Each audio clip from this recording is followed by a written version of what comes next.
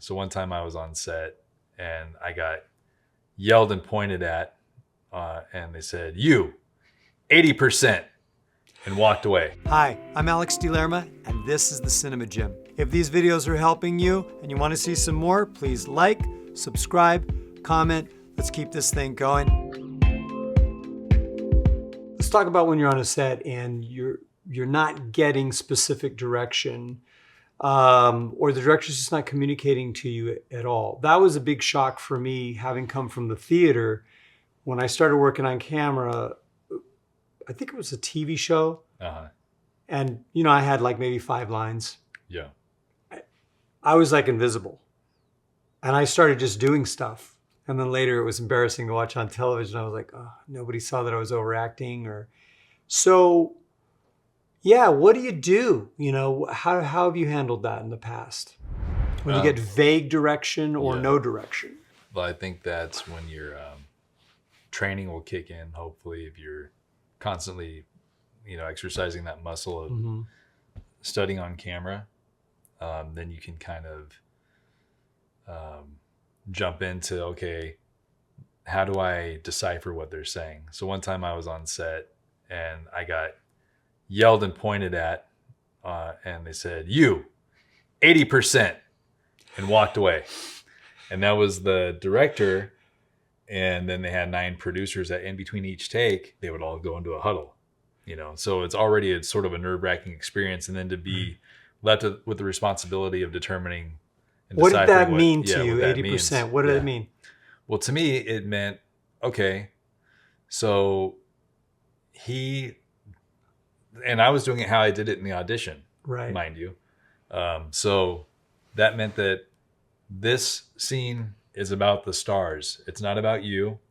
You're just a little bit of frosting.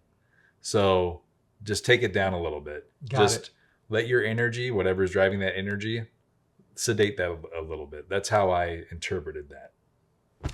Was it that harsh? Yeah. Okay. Yeah. That's interesting. No, it was because it was across the room. He is thinking about all these things and, and you, 80%. And then he was gone. Right. And you already know this. When that happens, actors need to realize that the director's juggling so many things, and the producer, it's never meant to be mean or that they hate actors. There's so much pressure that, yeah. What about when have you had a situation where you received no direction? Yeah.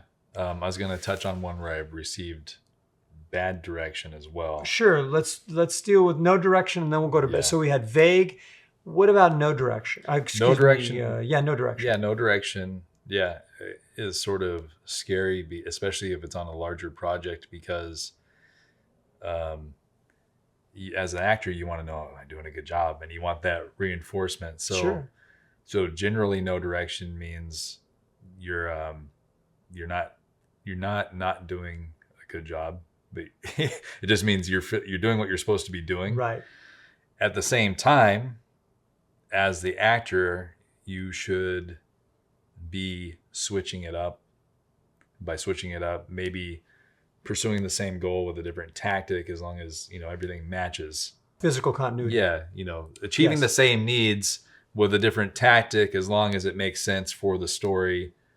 And yada yada yada. For example, if Dustin Coffey's in a scene with a woman who's playing your girlfriend, right, and your need in the scene is to charm her, right, you're saying you're not changing the lines, and the need, your character's need to charm her remains the same, but you're just switching up maybe your emotional, the tone of it, or the emotional life gets switched up a little bit, because and this is something that obviously has come out of our work together in the cinema, not only the Cinema Gym, but your own experiences on real sets. Well, you have to take care of yourself, on set. So for instance, when I was first starting, I had, my friend had done a student film at this school where there's a lot of directors becoming filmmakers. And he had told me the story about how he was there, and the woman directing said, okay, so you're going to be crying in this scene. So when you do that, you're going to put your head in your hands and you're going to, move your head like this. And that's it. And it was not a stylized thing. It was just, they were moving along. So when you cry, just do this. And he said, well, why do I need to do that? Well, Why do I need to cover my face? Well, can you cry right now? Prove to me that you can cry right now on command. So cry. And he's just like, so anyway, he was telling me the story. The director said that to the actor. Yeah. And so this is when we're first getting out of acting school. Mm-hmm. And so I had auditioned for something at that same place. And then over the course of me getting to the audition and getting to set, another director there was telling me, okay, so when you get to this scene, you're going to put your head in your head. And I said, well, I'm not going to do that because that's going to look stupid, because I can just, if I prepare on it, it's going to come out, or it doesn't, but the emotional life will still. It'll be authentic. And he didn't want to hear that. And this is a student film, so it wasn't like it was some big project or anything like that. So I just said, hey, I just think that maybe we misunderstood each other, because I'm not going to do that on camera, because that's going to be on camera. People are going to watch that, and that's going to look really, really dumb. So I can do, other stuff. And this is in front of a couple other actors that are there that are also just trying to be in the student film, and they started turning against me. Sure, you're ruining it. Yeah, this is just during a rehearsal. It's not like we're on set or shooting anything. And I said, I'm really sorry, but if you're going to force me to do that on camera, and this is not some joke project, I imagine this is serious, then I'm not going to do that. Mm-hmm. And so I ended up leaving. Oh, you left? Yeah, I ended up leaving, and so he wouldn't back down. No, he wouldn't back down. Yeah. And so that was he was not willing to collaborate. Sure. So that's like, you can't run a set and, I'm sure there's somebody watching this saying, you didn't do your job. I would say to that person, were you getting paid? No. Okay. No. Then it has to be if I was getting paid, if I was getting paid, then that would be something totally different. And also, this guy hasn't proved him. Right. He's beginning. He's learning. Right. I had more experience as an actor than he had as director, and just watching stuff and knowing that that's going to look. And it sounded like, it's funny because the real problem wasn't the female or male director, it's their teacher. Right. Their teacher at that school was saying, you're going to get these actors, and most of them are new, and they can't get vulnerable or emotional on camera. So just tell them to do this. Yeah. Right. And you'll save time. That's a good trick to skip ahead, and Right. Instead of working on the scene and acting, you're working on the time. Mm-hmm. Saving time. Yeah. Isn't that interesting? Yeah. It's tough. It's really, really tough. And generally speaking, I would encourage actors that, look, when you first start out, you're going to do projects where you're not getting paid, but you're doing it for the art, you're doing it for the experience, you're doing it for the tape.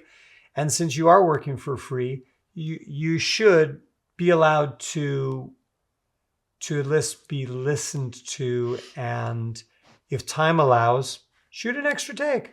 Yeah. It's another thing if it's like, hey, we're going to lose this location in 10 minutes. We only have time for one take. Then you got to be a team player. But this sounds like a situation where you did the right thing, because that stuff lasts forever. But you could also be told, I need you to be more angry. And that's also bad direction, just depending on who the source is also, like it's the actor's job to determine, okay, what does that mean? Does that mean he wants me to yell? Or does that mean he wants my intensity? And you can always clarify that with the director. Yeah. I know directors who've been directing for 20, 25 years, 30 years, and they can direct camera, but they can't direct performance. And they don't know it. Yeah. And for, I know by my second project, I did my first feature and then I did a short. And I realized, oh my God, this is so much harder than I thought it was going to be. I thought, directing actors? I'm a good actor. I'm going to be able to do this. It's hard. So it's not like a director is trying to be mean or just trying to be a dictator. Actors need to understand that just like any other art form, it takes directors time to develop that skill. And arguably, that's one of the hardest skill sets, to direct performance. It's so nuanced, And somebody who can direct comedy can't necessarily direct drama. and vice versa. It takes a lot of experience. Actors need to just understand and learn how to translate what an actor is or what a director is trying to tell them. Yeah, they're not the enemy, Right. and they have to be given time to learn the other side of what's on the camera. Thanks, man. That's very helpful. The Cinema Gym is all about helping you transition from the stage to the screen. If you're interested in classes, seminars, or private coaching, you can visit the website. Hope to see you in the gym soon. thecinemagym.com for virtual one-on-one coaching for camera.